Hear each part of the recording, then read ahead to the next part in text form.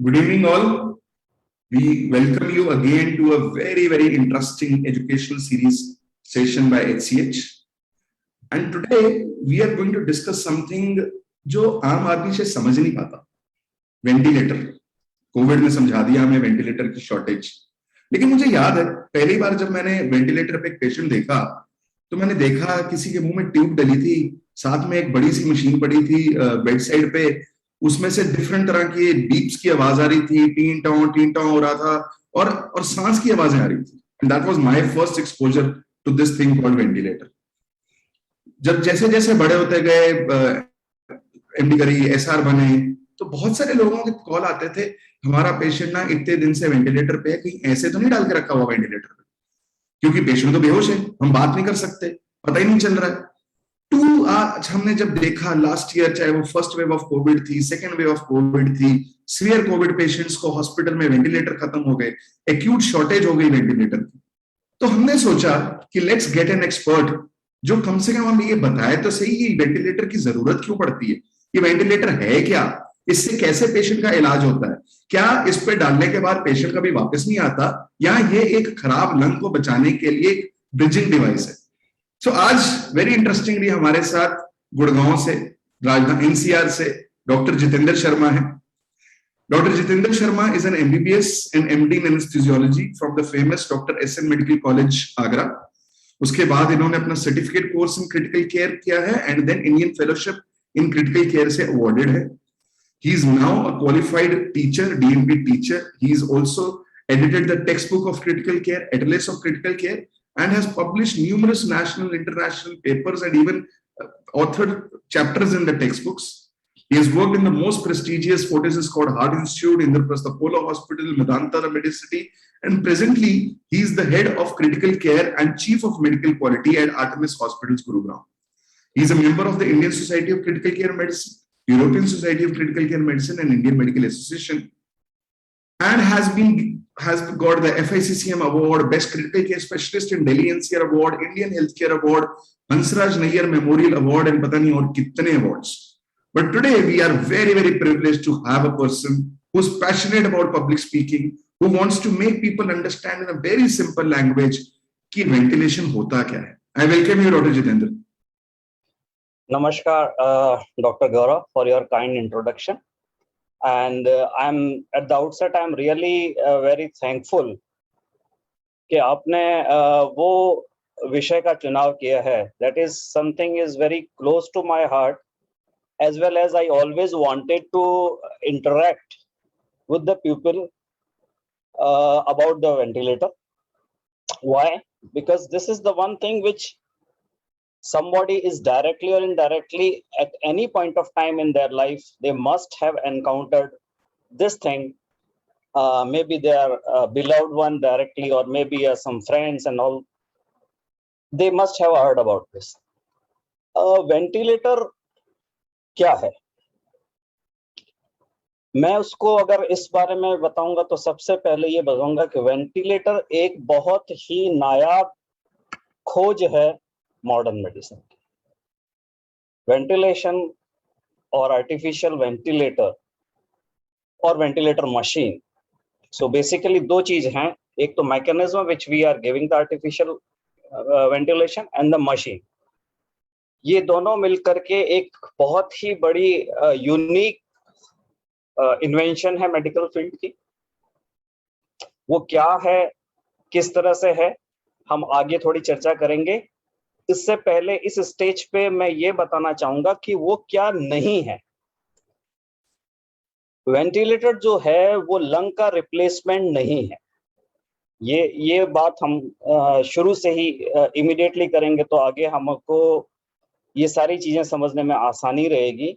Ventilator is not the replacement of the lung, but still we consider it is a unique invention. बहुत ही नायाब चीज है. ये एक तरह से कृत्रिम सांस, जो कि हम सांस लेते हैं, हमारे सांस की नली से फेफड़ों में एयर जाती है जब नॉर्मल होता है, उसके साथ हम ऑक्सीजन भी मिक्स कर सकते हैं, वो फेफड़ों तक पहुंचती है. सो ये एक तरह से ये आपकी जो सांस लेने की प्रक्रिया है उसका रिप्लेसमेंट है और लंग को सपोर्ट करती है। डेफिनेटली रिप्लेसमेंट नहीं है बट लंग को सपोर्ट करती है। और जिस तरह से मैंने बताया कि नायाब खोज एक्चुअली आवश्यकता ही आविष्कार की जननी है, ये हम सब जानते हैं। ये 1952 में कोपेनहेगन में पोलियो एपिडेमिक हुआ था, जो लोग बहुत ज्यादा मॉर्टेलिटी हो रही थी, बहुत ही ज्यादा लोग अपनी जान गंवा रहे थे। और हमारे अधिकतर श्रोता इस बात से वाकिफ होंगे कि पोलियो जो है एक तरह की मस्कुलर बीमारी है जिसमें मसल इतनी वीक हो जाती है कि आदमी सांस ही नहीं ले पाता। ऑफ कोर्स बाकी सारी चीजें मसल्स भी खराब होती हैं, लेकिन अगर वो मसल सांस नहीं ले पाता है तो आदमी आगे अपनी लाइफ नहीं कंटिन्यू कर सकता और इस तरह से उनका मॉर्टेलिटी हो जाती है। जस्ट एक आदमी सांस नहीं ले पा रहा है। सो 1952 में जब ये हुआ तो उस टाइम इसका सबसे वाइड स्प्रेड यूज हुआ।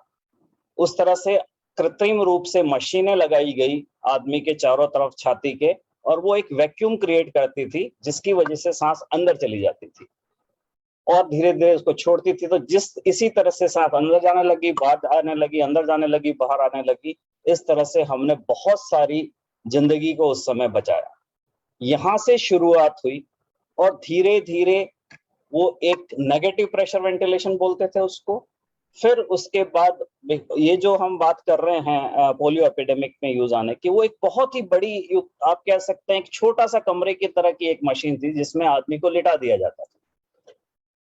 As happened with all other invention, we gradually moves towards the smaller things. धीरे धीरे वो छोटी होने लगी उसकी, और उसकी sophistication in terms of the precision and their functioning वो और इम्प्रूव होने लगी और पॉजिटिव प्रेशर वेंटिलेशन आने लगा। जो आप और हम आजकल देखते हैं वो सारा ही पॉजिटिव प्रेशर वेंटिलेशन है, जिसके अंतर्गत एक ट्यूब मुंह के द्वारा या कई बार गले में छेद करके सांस की नली में डाली जाती है।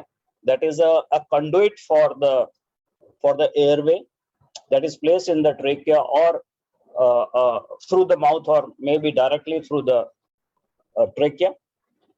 उसके द्वारा मशीन जो है वो पॉजिटिव प्रेशर से एयर और ऑक्सीजन का कॉम्बिनेशन को लंग में पुश करती है। समझने के लिए बहुत ही एक फिजिक्स और बायोलॉजिकल का कॉम्बिनेशन है। ये मशीन आपके फिजिक्स के प्रिंसिपल पे ही काम करती है, जिसमें गैसेस किस तरह से फ्लो करती है एक हायर प्रेशर से लो प्रेशर सिस्टम में, और किस तरह से हेल्प करती है, किस तरह से उसका वॉल्यूम अंदर जाता है और हमें सांस के सपोर्ट में हेल्प मिलती है इससे। और यही मशीन धीरे धीरे समय के साथ साथ और अच्छी होती चली गई और प्रिसीजन आता चला गया। थोड़ी सी आगे चर्चा करेंगे हल्की फुल्की टेक्निकल एस्पेक्ट में क्या हुआ। और इस तरह से आज हम जहाँ पे हैं वहाँ पे we are having the most sophisticated machines of the ventilation. जो मैं शब्द यूज कर रहा हूँ सफिस्टिकेशन, श्रोता ये जानना चाहते होंगे किस तरह का सफिस्टिकेशन, क्या किस तरह का। उसका मीनिंग ये है कि अब मशीनें थोड़ी छोटी होने लग गई, उसके अंदर कंप्यूटर बेस्ड इतने माइक्रो प्रोसेसर और सॉफ्टवेयर है कि वो आराम से हर आदमी की अलग से अलग किस तरह से सांस ले रहा है, वो उसके लंग की कंडीशन कैसी है उसको एक मशीन समझ लेती है और उसके अनुसार अपनी सांस को रेगुलेट करती है, which we call is a patient friendly ventilation. उससे क्या लिखता कि हमें पेशेंट कॉन्शियस दिखते हैं और साथ साथ में वो बैठ सकते हैं। अभी हमें आगे चर्चा होगी बताएंगे कि वेंटिलेटर के साथ मरीज चल भी सकता है।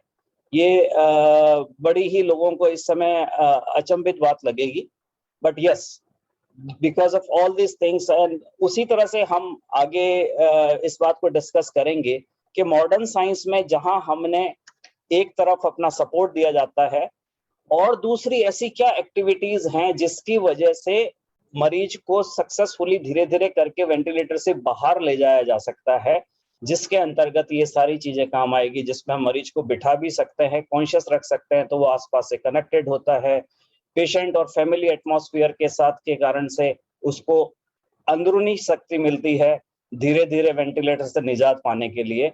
और ये सारी चीजें जो है, जो मैं वर्ड यूज कर रहा हूँ सफोस्टिकेशन, एक्चुअली ये उसका मीनिंग है। दूसरा पार्ट सफोस्टिकेशन का है टेक्नोलॉजी, जिसके अंदर टेक्नोलॉजी इस तरह से हो गई है कि जो बहुत ही मरीज के अंदर की चीजें होती है हम उसको स्क्रीन पे देख सकते हैं।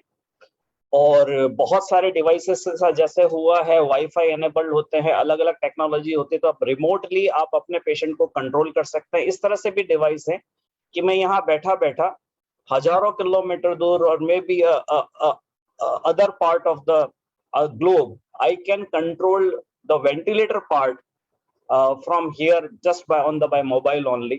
Not only the monitor, we can control it. हम इसके बारे में और भी बात करेंगे किस तरह से ये जब साइंस की खोज और उसका सफिस्टिकेशन आगे डेवलपमेंट और उसका एप्लीकेशन नॉर्मल साइंस में, और जब हम उसको मॉडिफाई करते हैं अपने रियल लाइफ में, at life in real sense, so हमें किस तरह से उसके फायदे मिलते हैं।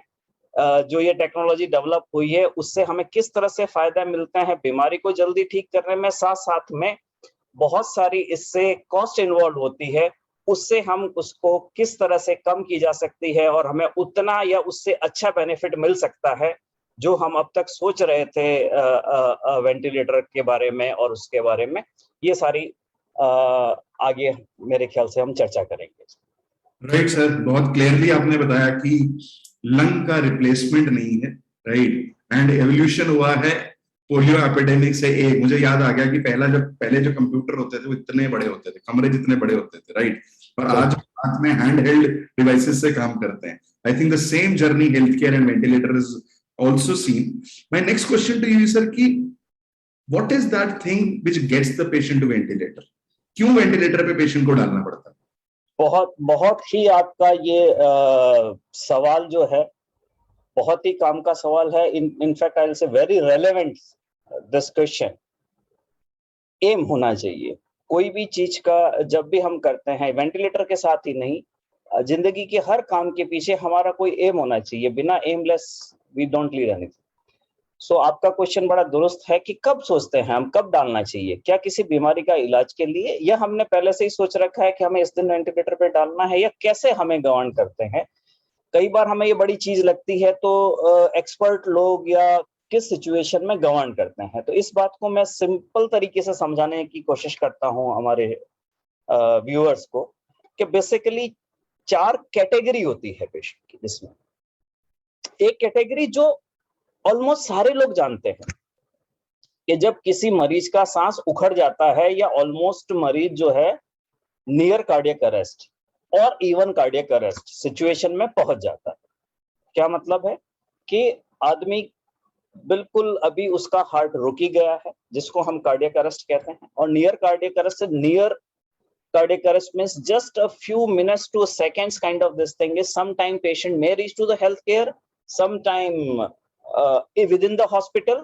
और अब जिस तरह से बाकी कंट्री ने बहुत ही उन्नति की है, हमने भी उन्नति की है इस कॉन्टेक्स्ट में कि पेशेंट को मेडिकल केयर की जरूरत पड़ती है, वो एम्बुलेंस को कॉल करता है या कई बार होम केयर को कॉल करता है जब उसको प्रॉब्लम हो रही है, और जब तक केयर पहुंचती है वो उसी जगह पे रीच कर जाता है जहां पे हम नियर कार्डियक अरेस्ट कहते हैं। मतलब कि आपके सामने सामने आदमी जा रहा होता है, उसकी सांस जा रही होती है। इस सिचुएशन में हम उसको रिससिटेट करते हैं। रिससिटेशन का मतलब होता है वापस जान फूंकना।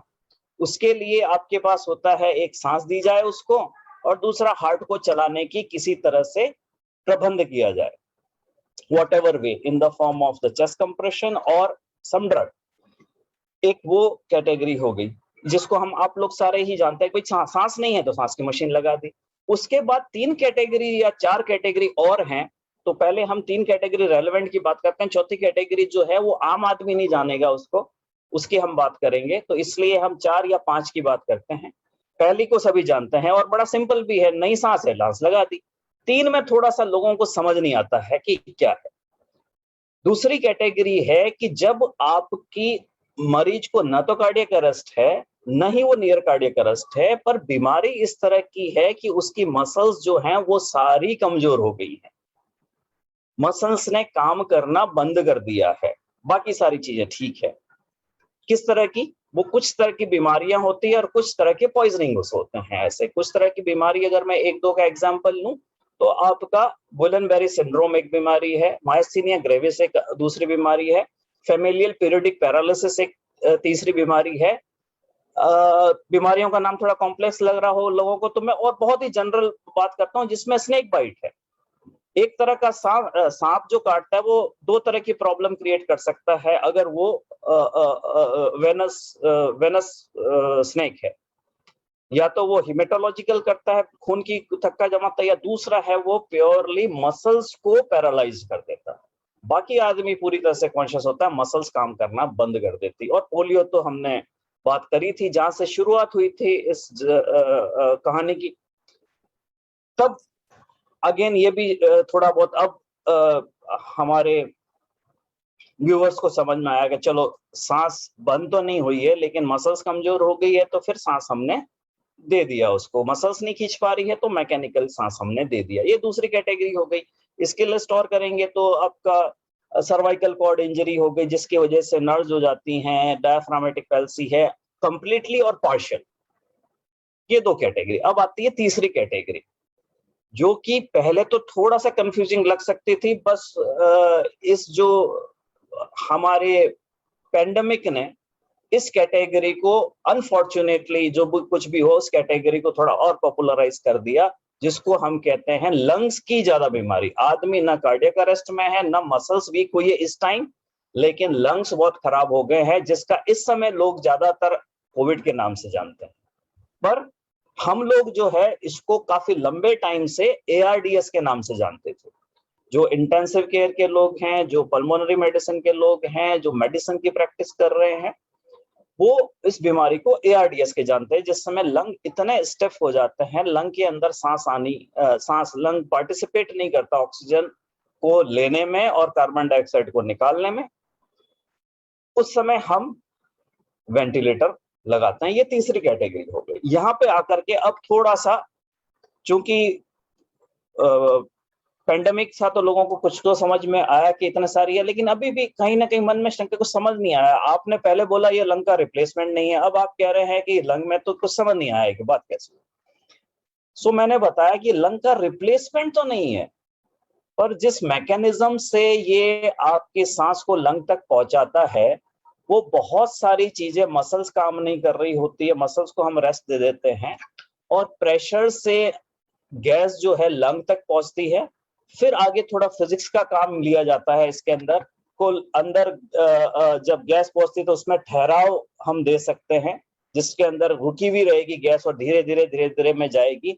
इस तरह की चीजें कर सकते हैं जो कि हमें वापस ऑक्सीजन ठीक करती है खून में एक मात्रा तक और कार्बन डाइऑक्साइड को निकालती है। तो ये लंग को तो रिप्लेस नहीं किया, पर काफी हद तक लंग की कंडीशन को फाइट करने में हेल्प किया। और ये बीमारी को ट्रीट नहीं करता है, लेकिन इससे हमारी लाइफ कंटिन्यू हो गई। और जो ओरिजिनल ट्रीटमेंट है और जो आपसे अंदर मरीज के शरीर में जो रोग से लड़ने की क्षमता और जो रोग से ठीक होने की क्षमता है वो जब तक आती है तब तक है। ये तीसरी बात अब हमारे व्यूअर्स को थोड़ी बहुत समझ में आई है कि है। अब यहीं पे ही प्रिंसिपल काम किया कि इसका मतलब कि ये एक सर्टेन एक्सटेंट तक ही होगी, क्योंकि ये रिप्लेसमेंट नहीं है। सो एक दायरे आएंगे, उस दायरे के बाद में अब वेंटिलेटर का अब हमारे काम का मतलब कि अब वो उतना एफिशिएंटली, तब हम कहते हैं रिप्लेसमेंट, जिसको अब शायद हमारे काफी व्यूअर्स में तो कुछ व्यूअर जानते होंगे, जिसका नाम ECMO है। वो है लंग का रिप्लेसमेंट। वो नेक्स्ट स्टेप उस पे जाता है। आज हम उसकी बात ज्यादा नहीं करेंगे क्योंकि आज हमें समय मेनली वेंटिलेटर के लिए ही रख रखा है, तो वो नेक्स्ट स्टेप है। 3 बातें हो गई। अब चौथी बात जो है थोड़ी टेक्निकलिटी पे आ जाती है, जिसके अंदर जब मरीज सीरियस हो जाता है, सीरियस का मतलब है बहुत सारे ऑर्गन्स इन्वॉल्व हो जाते हैं। प्राइमरी बीमारी कुछ भी हो सकती है। प्राइमरी बीमारी उसको ट्रॉमा हो सकता है, trauma in the sense of accident जिसको आप जानते हो, या बहुत सारा बॉडीली इंजरीज हो गई हैं वो हो सकता है। कोई ऑपरेशन हुआ उसके बाद हालत खराब हो गई वो हो सकता है। कोई भयंकर इन्फेक्शन हो गया वो हो सकता है। जो भी है, कई बार हमारे प्रेग्नेंट लेडीज होती हैं, कुछ तरह की बीमारियां होती है, एक्लैम्शिया वगैरह, जो काफी सीरियस नेचर में कन्वर्ट हो जाती है।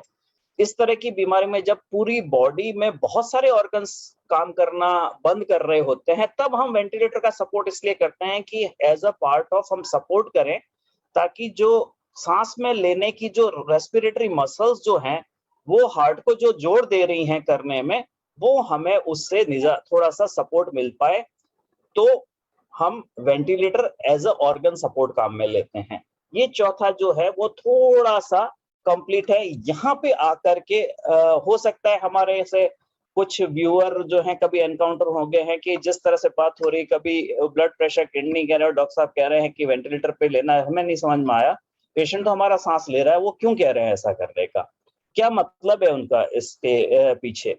सो वो इसलिए होता है कि जब हम ऑर्गन नहीं रिप्लेस तो सपोर्ट करते, तो हर तरह से सपोर्ट करें, ताकि जो खून का प्रवाह, जो ऑक्सीजन है, वो ब्लड के थ्रू और हार्ट जो पंप करके एटलीस्ट जिसको हम बचा सकते हैं हार्ट पे जोर करने के लिए, वो हटा देता है।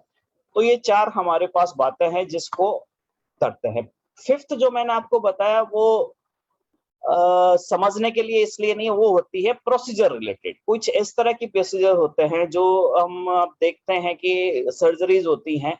इनफैक्ट अगेन वेंटिलेटर हुआ ही इसलिए था, जिनको पेट की सर्जरी सब होती हैं वो ऑपरेशन थिएटर में होता है, इसलिए हमारे व्यूअर्स देख नहीं पाते होंगे, वो सारे के सारे वेंटिलेटर पे होती है।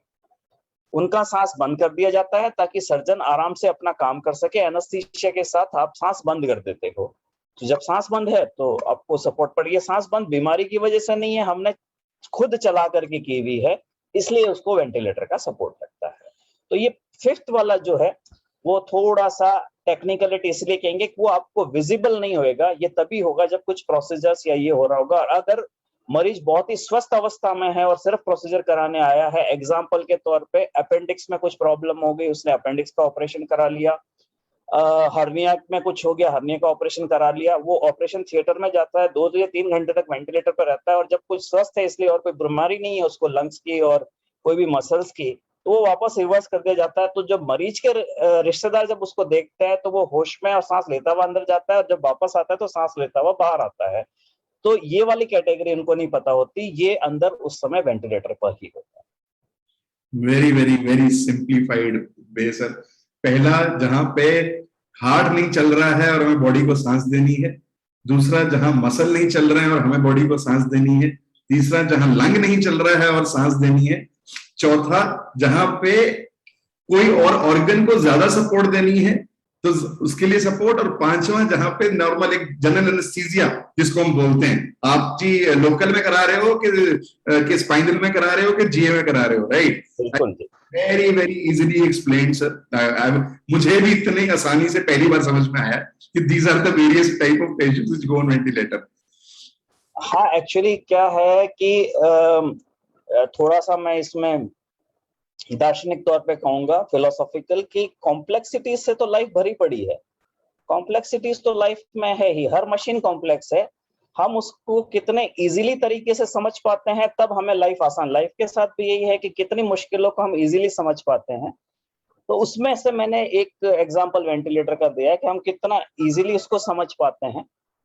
तो इसी कोशिश के अंदर मैंने इस तरह से समझाने की कोशिश की।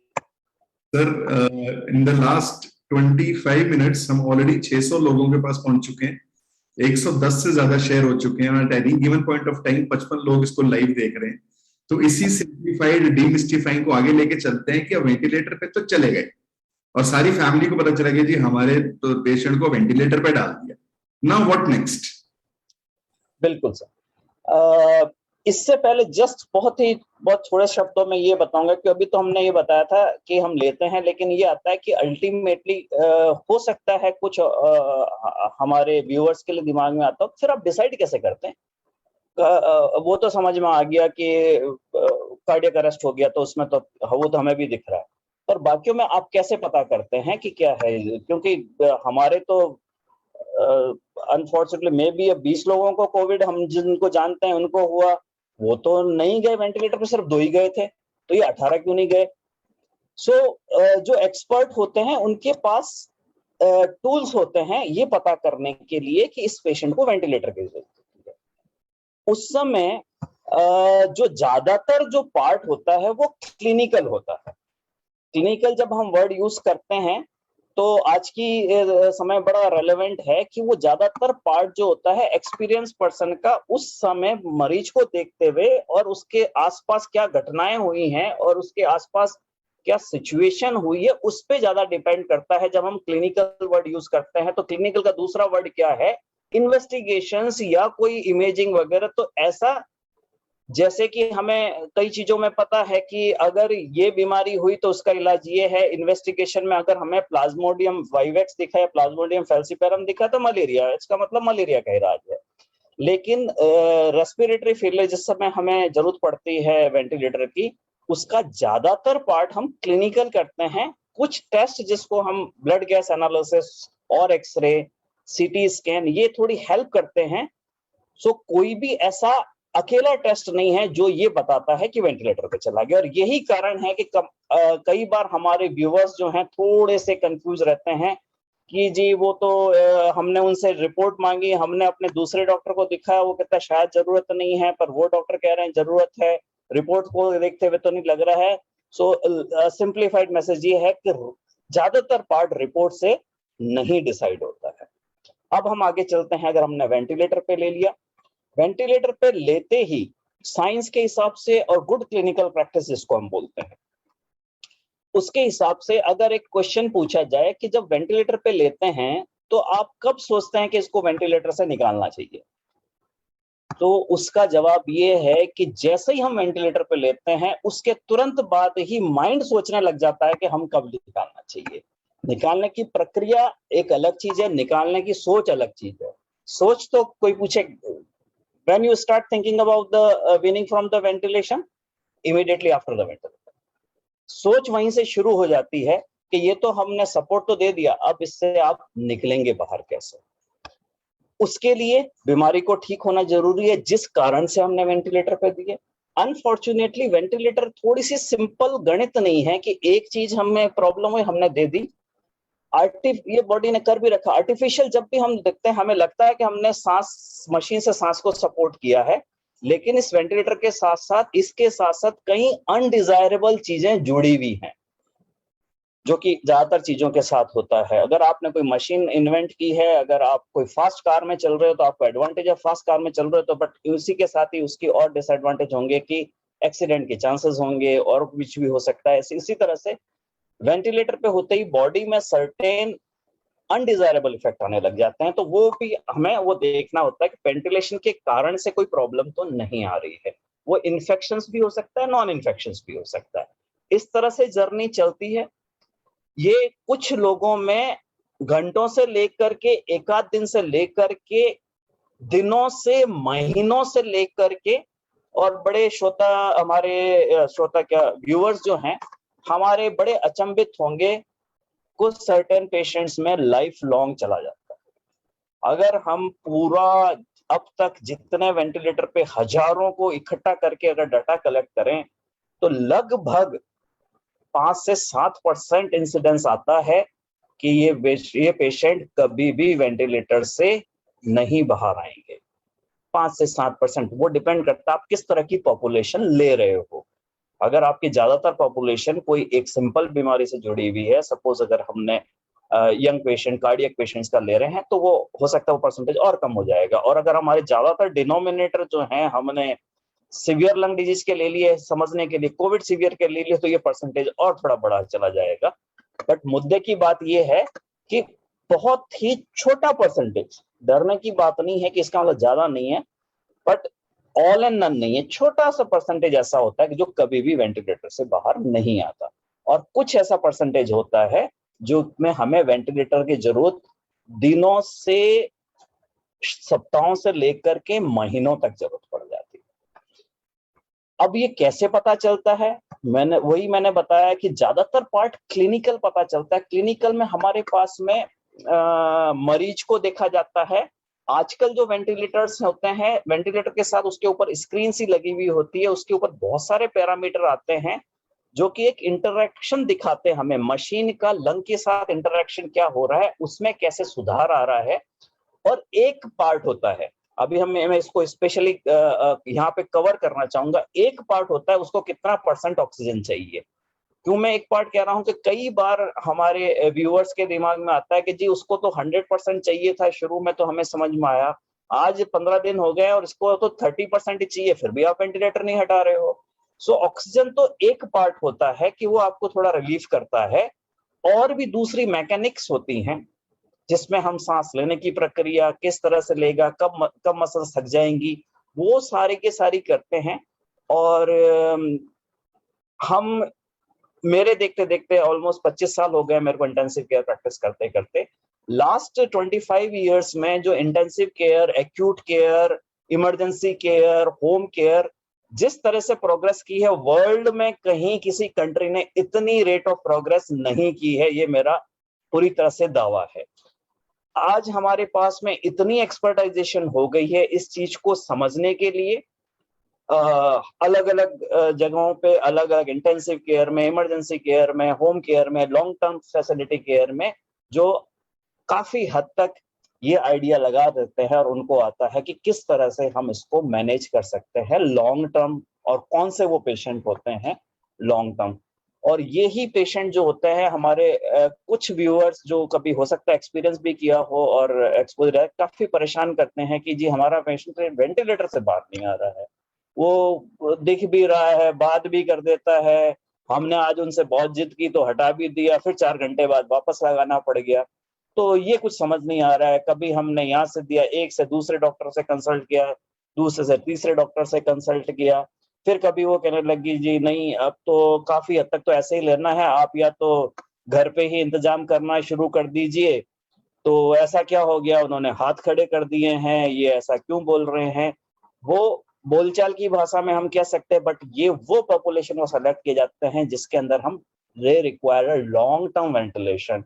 और लॉन्ग टर्म वेंटिलेशन का सबसे अच्छा इलाज जो है वो एक्यूट केयर और आईसीयू केयर से थोड़ा सा बाहर निकल करके डेडिकेटेड वीनिंग यूनिट्स बोलते हैं, डेडिकेटेड वीनिंग स्पेस बोलते हैं, और उस तरह की चीज अगर नहीं आती तो ग्रेजुअली उनको फिर घर के एटमॉस्फेयर विद सेफ्टी गार्ड्स रखते हुए किए जाते हैं, जो कि रिसर्च अच्छी तरह से प्रूव कर चुकी है कि उसमें ओवरऑल ड्यूरेशन ऑफ वेंटिलेशन कम होता है, बजाय के उन्हीं मरीजों के साथ रखने में जो कि हम एक्यूट केयर देते हैं, उनको लॉन्ग टर्म वेंटिलेशन के दोनों को एक साथ रखने में थोड़ा सा वेंटिलेशन ड्यूरेशन बड़ी रहती है।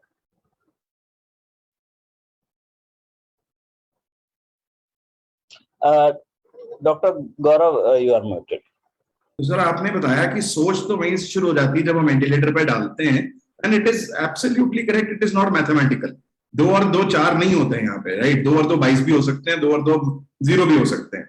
But what are the complications of being on long term ventilation in acute care and how do you prevent those complications? क्या क्या गलत हो सकता है और कैसे रोकते हैं उसको? वेंटिलेटर पे रखने से पूरी बॉडी में चेंज आता है, ये तो सबसे पहला इंपॉर्टेंट कंसेप्ट है। It is no more related to the lung only, उससे कई केमिकल्स रिलीज होते हैं, जितना आपका लंग खराब होता है, स्टिफ होता है, उतना ही इंटरेक्शन ज्यादा होती है और इनडायरेक्ट इंजरीज होती हैं दूसरे ऑर्गन्स को, जिसके अंदर हमें किडनी कई बार बड़ी आसानी से दिखती है, क्रिएटिनिन बढ़ने होना शुरू हो जाता है।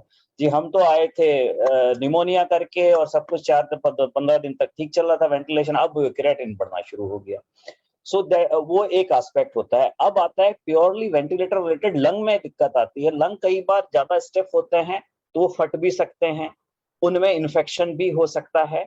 और चूंकि हम जितने भी आर्टिफिशियल चीजें कर रहे हैं, हम नेचर के अगेंस्ट कर रहे हैं। नेचर ने बहुत ही फाइन ट्यूनिंग कर रखी है, हम और भी और जाते जा रहे हैं, तो हम डीएनए लेवल पे देख रहे हैं कि कितनी फाइन ट्यूनिंग कर रखी होती है।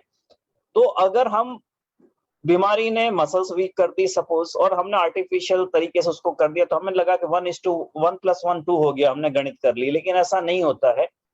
नेचर ने कर रखा, अगर हमने आर्टिफिशियली सपोर्ट किया तो ये मसल्स जो है हमारी खुद वीक होने शुरू हो जाती है।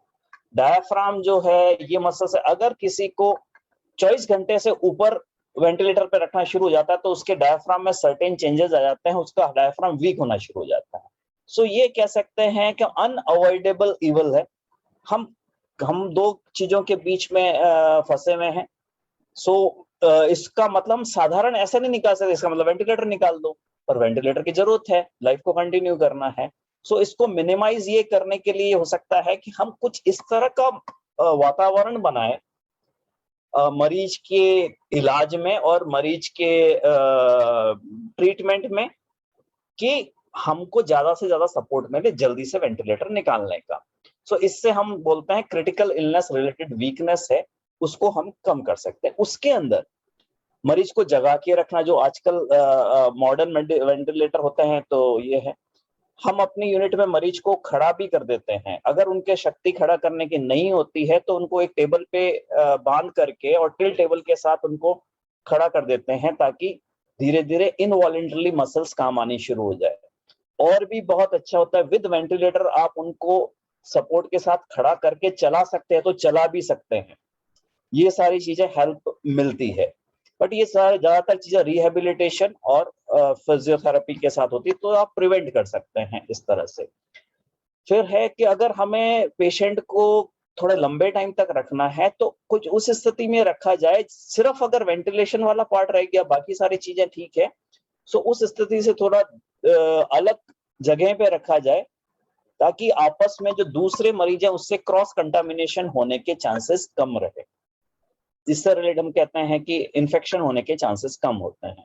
सो इसी तरह से हमने बताया कि इसमें हमको सिलेक्शन करना पड़ता है, कौन से पेशेंट जो है जो सेफली जा सकते हैं। इतना सिंपल अगेन जो आपने बताया 1+1 2 नहीं होता। इसका मतलब ऐसा नहीं है कि जिनको 5 दिन से ऊपर हो गए सबको आईसीयू से बाहर निकाल दो, क्यों होगा।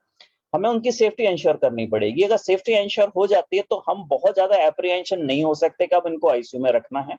हम उनको सेपरेट जगह पे रख सकते हैं, डेडिकेटेड केयर में रख सकते हैं, जिसको हम वीनिंग सेंटर कहते हैं, जो कि दूसरे कंट्री में बड़ा पॉपुलर कंसेप्ट है।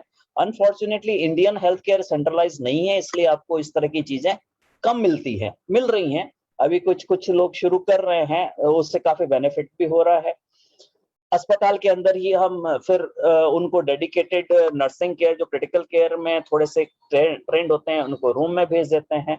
और अब कई जगहों पे जो हमने देखा है कि अगर एक्सपर्ट लोगों के साथ में उनको घर पे ही रखा जाए और साथ में आपके पास में सारी फैसिलिटी और सेफ्टी इंश्योर हो, टेक्नोलॉजी ने बड़ी मदद की है हमारे। हम राउंड द क्लॉक उन पे नजर रख सकते हैं कैमरे के माध्यम से। ऑल इंटरफेसेस जो होते हैं, जो कैमरे आपको वेंटिलेटर पे दिख रहे हैं, वो आपको मोबाइल फोन में दिख सकते हैं, जिसके बेसिस पे आप इंटरवीन कर सकते हैं। not only intervene, most of the time you can witness the positive result and you keep on decreasing the ventilator support remotely. So ये सारी चीजें हैं जिससे हम थोड़ा सा प्रिवेंट कर देते हैं और कॉस्ट के साथ साथ वेंटिलेशन ड्यूरेशन कम हो जाती है।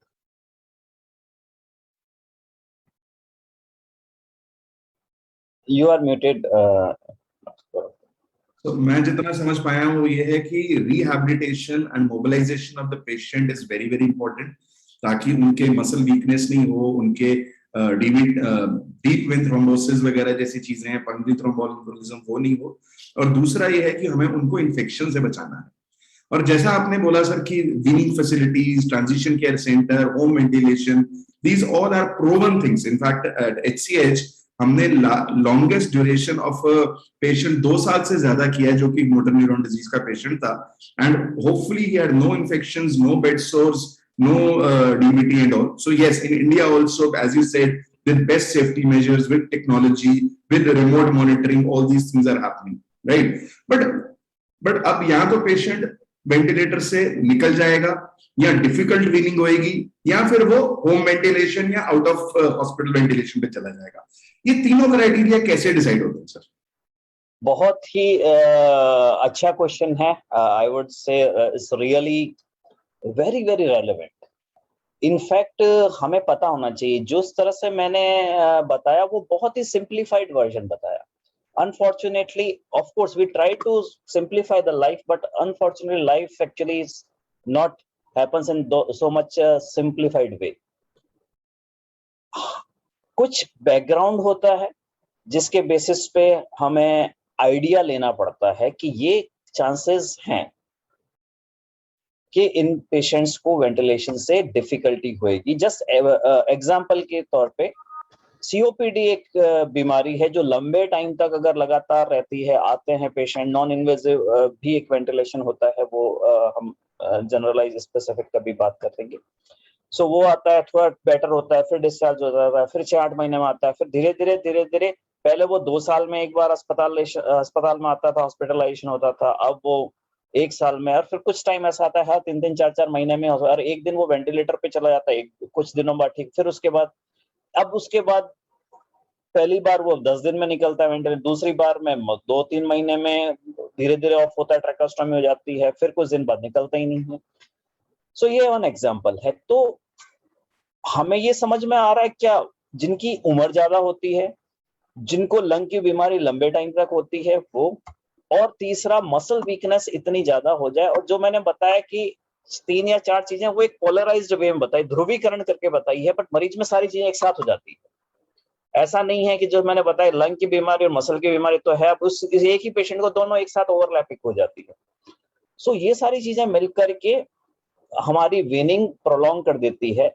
बहुत ही जो एक्सपर्ट और एक्सपीरियंस्ड लोग हैं, अमूमन जिनको इस तरह के मरीज देखते हुए 10-15 साल से ऊपर हो जाते हैं, तो काफी हद तक उनकी एबिलिटी आ जाती है, सब कुछ मिला के, कुछ लिटरेचर हेल्प करता है और कुछ उनकी खुद के एक्सपीरियंस करके उनको एक फेयरली गुड आइडिया लग जाता है कि ये पेशेंट जो है हमारा प्रोलॉन्ग वेंटिलेशन पे जाने वाला है, ये पेशेंट जो है हमारा लॉन्ग टर्म पे जाने वाला है। प्रोलॉन्ग हम टेक्निकल वर्ड्स हैं जो कि इंश्योरेंस कंपनीज ने यूज किए थे, जिसका 2 वीक से आसपास होता है वो प्रोलॉन्ग हो जाता है। लॉन्ग टर्म जो है वो वीक्स मंथ्स टुगेदर होता है।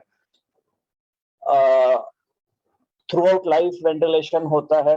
किस तरह की बीमारियां होती है, मोटर न्यूरॉन डिजीज एक टिपिकल बीमारी है जो हो सकता है कुछ व्यूअर्स वाकिफ हों उनसे।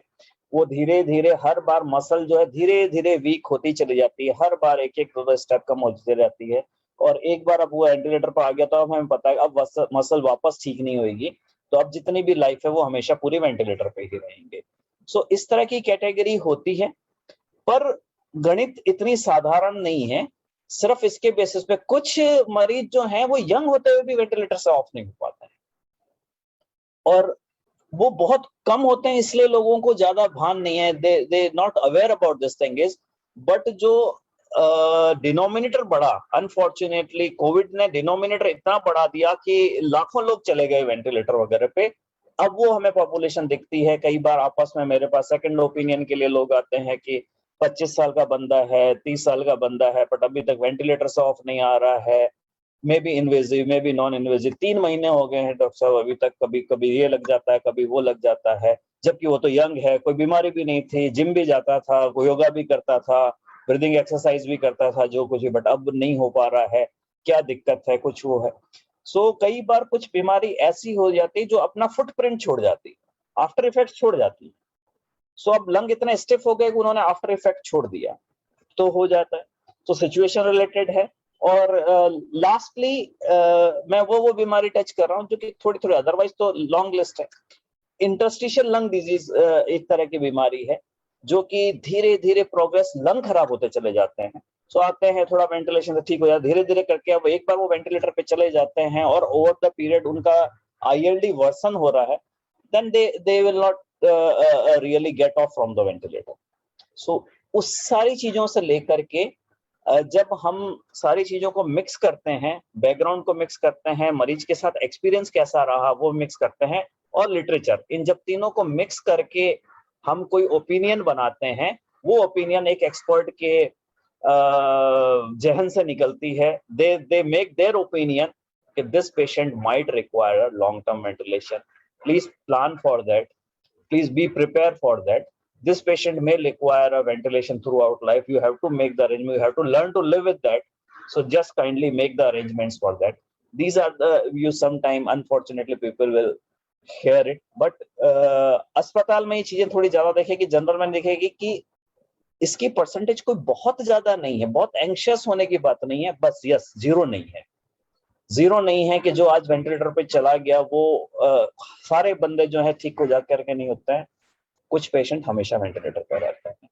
और अब तो हम काफी हद तक समझ गए हैं कि वेंटिलेटर पे जाने का मतलब हमेशा ये कि कोई भी पेशेंट वापस नहीं आएगा वेंटिलेटर से। वो तो अब काफी हद तक लोग समझ चुके होंगे कि बहुत सारी बीमारियां हैं जो कि ओवर द टाइम पीरियड ठीक हो जाती तो आ जाता है। फिर भी एक सिग्निफिकेंट प्रोपोर्शन ऐसा है, जैसे मैंने कहा, वेंटिलेटर कोई बीमारी का इलाज नहीं है। अगर वो बीमारी ठीक ही नहीं हुई है तब we can not save those patients, फिर वो हम वेंटिलेटर के साथ भी उनको। लोगों में एक मिथ सी आ जाती है कि जी हमने जितने भी देखे थे जी, हमें तो 2-3 रिलेटिव का पता है वो वेंटिलेटर पे गए वापस आए ही नहीं, इसलिए प्रॉब्लम वेंटिलेटर में है। वेंटिलेटर पे डालते इसलिए नहीं आते हैं वापस, वो प्रॉब्लम वेंटिलेटर में नहीं है। वेंटिलेटर तो कंटिन्यूएशन ऑफ लाइफ कहता है, उनका डिजीज प्रोसेस ऐसा है जो रिवर्स नहीं हो रहा है। अनफॉर्चुनेटली आप में से उन्हीं लोगों को ज्यादा जाना जिनका रिवर्स नहीं हुआ, और मैंने कहा वो पॉपुलेशन सिग्निफिकेंट है, वो कम नहीं है पॉपुलेशन। वो पॉपुलेशन सिग्निफिकेंट होने से अगर हम आपस में बात करते हैं सोसाइटी में, अपने पड़ोसी से पूछ लिया, अपने दोस्त से पूछ लिया, रिलेटिव से पूछ लिया जी क्या करें, वो कह रहे हैं कैसा नहीं, वो मना कर दिया जी हमारे में भी XYZ रिलेशन में डाला था और उनका वापस तो कुछ हुआ नहीं, सो ये वेंटिलेटर पे मत डालना, वेंटिलेटर से वापस नहीं आते हैं। सो ये मिथ का कारण ये है कि वो डिजीज प्रोसेस रिवर्स नहीं हुआ, इसलिए वेंटिलेटर से नहीं।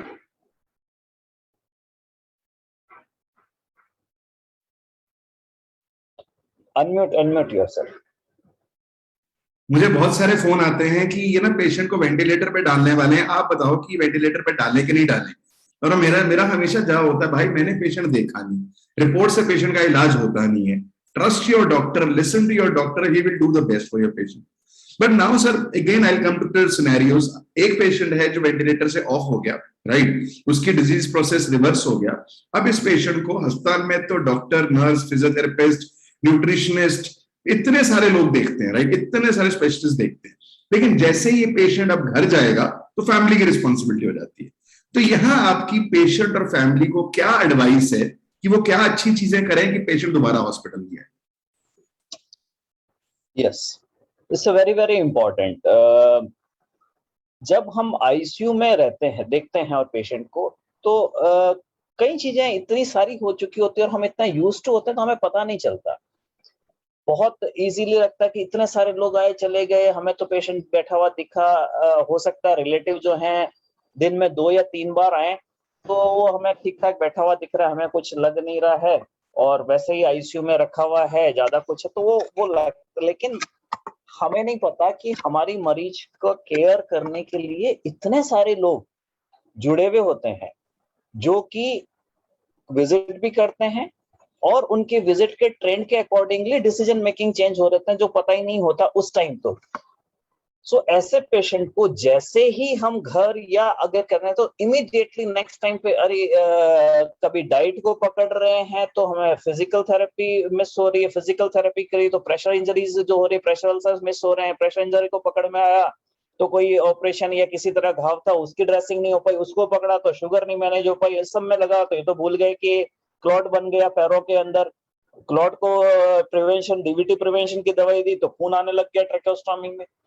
इतनी सारी चीजें हुई। अब वो थोड़ी बैकी बातें कर रहे हैं, वो उनकी थॉट्स में कंटेंट्स ठीक नहीं आ रहे हैं, साइकोसिस डेवलप हो गया, समझ नहीं आ रहा है। तो ये कई बार हम देखते हैं कि जब वो कहते हैं हमें तो स्टेबल लग रहे थे 2-3 दिन से स्टेबल, और जैसे घर में इतनी परेशानी होता है वी गेट द कॉल किया जी ये हो गया, अभी थोड़ी देर में ये हो गया, अब ये ट्यूब बाहर निकल गई, फॉलिस कैथेटर से ब्लड आने लग गया। So that means there are so many things over there, so we need to understand. अगर वेंटिलेशन तो हमने एक नाम दे रखा है, वेंटिलेटर का जो केयर है वो एक बहुत बड़ी सारी केयर होती है, जिसके अंदर वेंटिलेटर की केयर के साथ साथ बहुत सारी केयर जुड़ी हुई होती है। जब वो हम सडनली विड्रॉ करते हैं तो ये नहीं हो पाता, आउट ऑफ इमोशन, थोड़ा सा फैमिली की इंसिस्टेंस रहती है जी हम देख लेंगे कर लेंगे, हमारे पड़ोस में नर्स है या हमारे एक्स डॉक्टर हैं, हमारे कजन डॉक्टर हैं जी वो देख लेंगे, कोई वो सॉरी टू से इट्स नथिंग पर्सनल बट बड़ा आसान लगता है।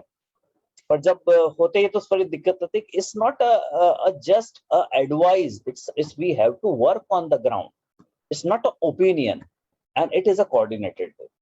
सो इसीलिए ही उस टीम का सिलेक्शन किया जाता है और उसके अंदर एक ऑर्केस्ट्रा प्लेयर होता ही होता है। ये एक मेजर म्यूजिकल पीस होता है जिसके अंदर बहुत सारे म्यूजिक बज रहे होते हैं, और जब चल रहा होता है, मैं इस तरह से समझाऊंगा, कोई भी म्यूजिक चल रहा होता है तो वी हार्डली पे एनी अटेंशन कि कौन से टाइम पे कौन सा इंस्ट्रूमेंट प्ले हुआ, कब इसकी रिदम चेंज हुई, कब वायलिन बजा, कब कब बीच में कॉन्गो बजा, कब, आपको नहीं पता लगता। You are very this thing, इसके बड़ा आसान लगता है कि जब, पर जैसे ही अगर हम उससे बाहर निकल आते हैं समझ में नहीं आता कैसे कोऑर्डिनेट करें। अगर एक ऑर्केस्ट्रा चल रहा है और एक इंस्ट्रूमेंटल प्लेयर दूसरे इंस्ट्रूमेंट प्लेयर से आपस में इंटरेक्ट करने की कोऑर्डिनेशन आसान है, पर आप समझो कि ऑर्केस्ट्रा में नहीं होगा, नहीं पॉसिबल होता। तो फिर आपको एक पर्सन चाहिए होता है जो कि ऑर्केस्ट्रा को कंट्रोल करे, और यही वो होता है ड्राइव करने वाला, जो कि इंटेंसिविस्ट होता है, जो केयर टेकर होता है। They are the person who knows what instrument to be played right now, what instrument is creating a problem, what needs to be withdrawn, what needs to be a, not only that, they are having a vision what will required on the day 3। आज आपको पता है कि day 3 पे मेरे को क्या करना है, आज आपको पता है day 15 पे क्या करना है।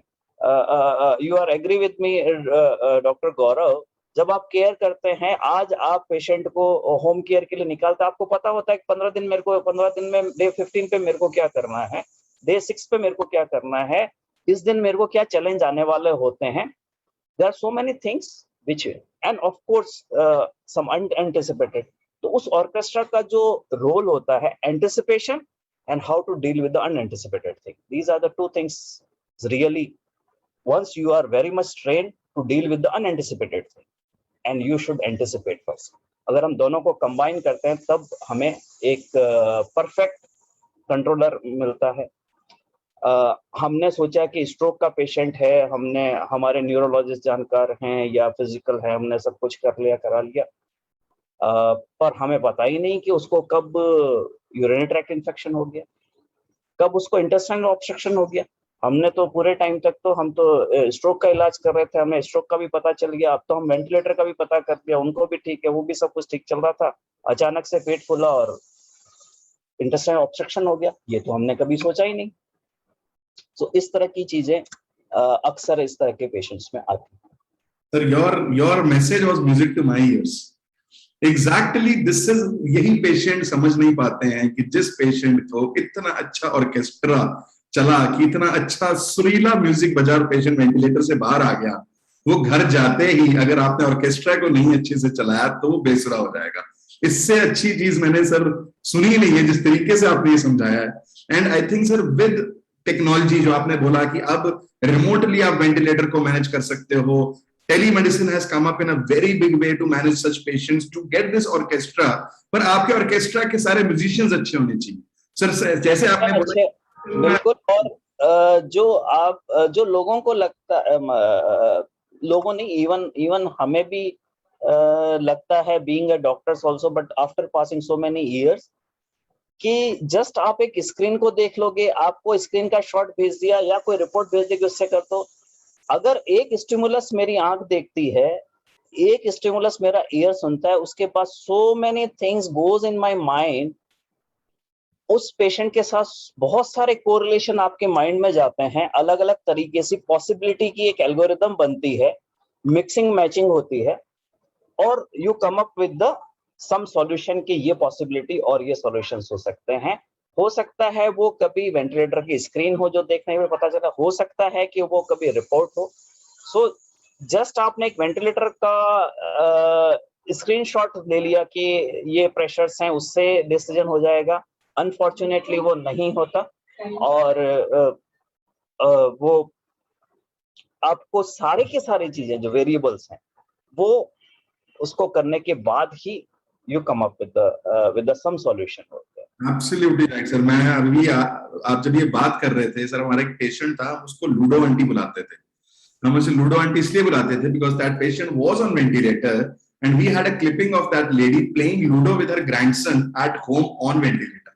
Now nobody imagines that quality of life, but that quality of life can only happen if your nurse, physiotherapist, speech therapist, occupational therapist, psychologist, respiratory therapist, lab, equipment, everything is orchestrated. ये सारे musical pieces अगर सही बजेंगे और intensivist सबको orchestrate कर रहा होगा, तो एज आई सेड 2 साल तक भी, और रादर मैंने तो इतने कैसे सुने जो लाइफ टाइम भी बहुत अच्छे वेंटिलेशन पे चले हैं and have had a very good quality of life. Thank you so much doctor Jitendra, it has been, मतलब पता ही नहीं चला 1 घंटा कहाँ निकल गया।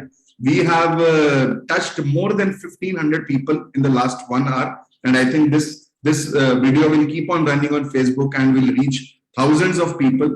But just simplicity से, just I would say eloquence से, you have explained this such a complex thing. Even doctor भी नहीं समझ पाते हैं। डॉक्टर भी आपके पास ट्रेनिंग लेने आते हैं कि हमें ना वेंटिलेटर सिखा दो, right? This is one very common thing कि intensivist is equal to ventilator. They don't realize that there are so many other variables जिससे वो सुरीला सॉन्ग निकलता है और जिससे पेशेंट घर पहुंचता है। Any words, sir? In the especially जैसे कोई बीमारी, ओपीडी में जब कोई बीमारी होती है, एक बीमारी एक इलाज, तो अभी तक ज्यादातर I try to make this thing understand, whether people understand or not, to treat the disease and to treat the patient. These are the two different things. वो कई बार मरीज और डॉक्टर खुद भी नहीं समझ पाते, बीमार का इलाज करना और बीमारी का इलाज करना।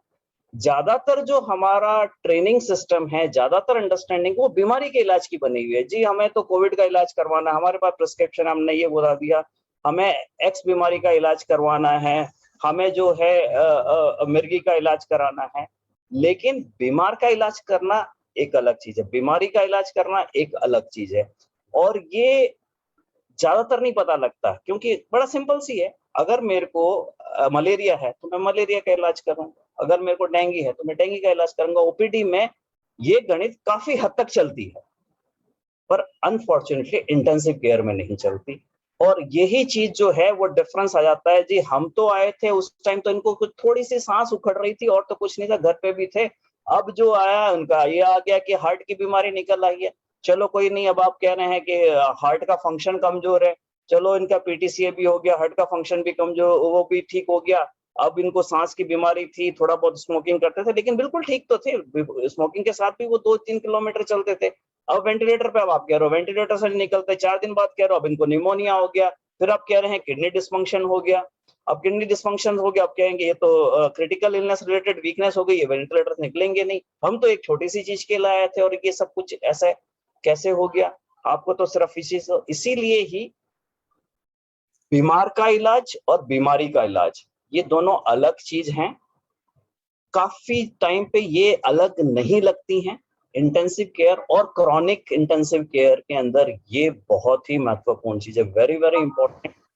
और हम किसी से मरीज, स्पेशली जो इंटेंसिव केयर रिक्वायरमेंट और क्रॉनिक इंटेंसिव केयर रिक्वायरमेंट है, क्रॉनिक का मतलब हो जाता है कि जब उसको इंटेंसिव केयर लगभग 10-12 दिन से क्रॉस होनी शुरू हो जाती है, तब आर्ट ज्यादा काम आती है। तब हम किसी जानकार, ऑफ कोर्स आप बात कीजिए, जानकार आपके डॉक्टर हैं, बिल्कुल आप उनसे बात कीजिए। पड़ोसी डॉक्टर हैं, जानकार डॉक्टर है, पड़ोसी नर्स है, जो है बिल्कुल आप बात कीजिए। पर जस्ट उनसे हमारा कोई क्लिनिकल डिसीजन मेकिंग जो है वो नहीं काम करता है, क्योंकि जो बंदा देख रहा होता है उसमें काफी हद तक एलिमेंट आर्ट का होता है। जैसे ही intensive critical ill patient chronic होता चला जाता है, साइंस का प्रोपोर्शन धीरे धीरे कम होता चला जाता है, आर्ट का प्रोपोर्शन बढ़ता चला जाता है। और जब आर्ट का प्रोपोर्शन बढ़ता है तो वो जो आर्टिस्ट जो केयर कर रहा होता है उससे ज्यादा इस दुनिया में उस टाइम कोई नहीं कह सकता। मैं ये नहीं कह रहा हूँ कि वो आर्टिस्ट एक्स इंफीरियर है, वाई सुपीरियर है। एवरी आर्टिस्ट डिफर, हर बंदा अलग अलग होता है। आपने देखा हर आर्टिस्ट का अलग अलग फ्लेवर होता है। यू विल डेफिनेटली फाइंड कि जी हमने यहाँ से लिया, उन्होंने तो बिल्कुल सही, यू विल डेफिनेटली फाइंड, इसमें कोई दो राह नहीं है। बट फिर भी वो आर्टिस्ट है जो कि बाकी सिचुएशन से थोड़ा डिफरेंट है। एंड डेफिनेटली जो उसकी अंडरस्टैंडिंग उसके साथ बनी हुई है और जिसका एक्सपीरियंस है, वो इतना ज्यादा उस पेशेंट को दे सक रहा है और दे रहा होता है जो कि और कोई नहीं दे सकता सेगमेंटल केयर के अंदर। ये मेरा लास्ट में, अगर हम कोई प्रॉब्लम से ओवरकम नहीं कर पा रहे होंगे तो उसके कारण होंगे अलग अलग। कुछ कारण मॉडिफाइबल होंगे कुछ कारण नॉन मॉडिफाइबल होंगे, then we learn to live with that only. बार बार आर्टिस्ट चेंज करने से शायद हमें उतना बेनिफिट ना हो, कई बार हमें नुकसान भी हो सकता है।